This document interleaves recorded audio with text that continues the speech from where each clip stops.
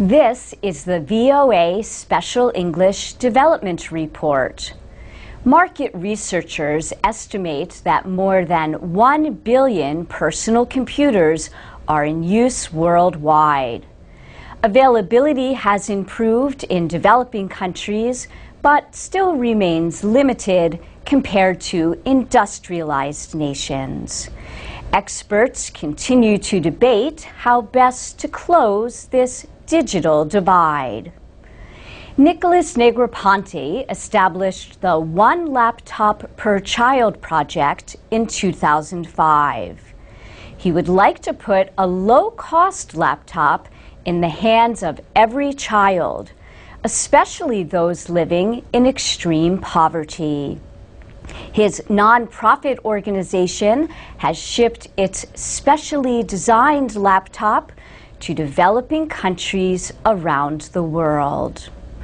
He says it is already in the hands of more than 1 million children in 31 countries and 19 languages. And one country, Uruguay, has just completed doing every single child in the country, he says.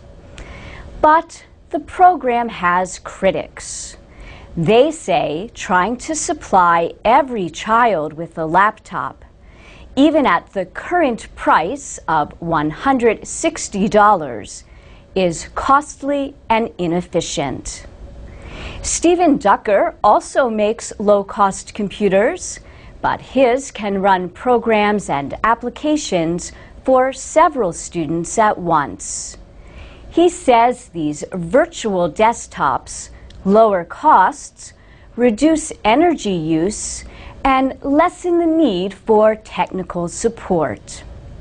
His company, N Computing, says it has set up over 40,000 networks in more than 100 countries. Stephen Ducker says all you need to connect to a network is a keyboard and monitor.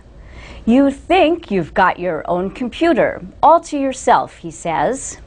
Instead, users are sharing the resource and doing it at a much lower cost than having their own PC.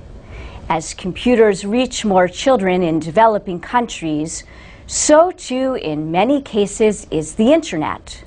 It can be a great educational tool.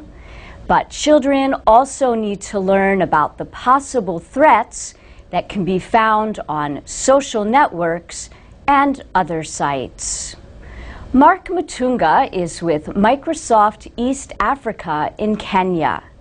He says poverty may put African children especially at risk. They are being told, hey, you know what? I can send you a few dollars.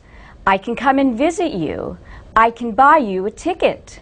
You come to my country. His company is working with the Kenyan government and a children's rights group.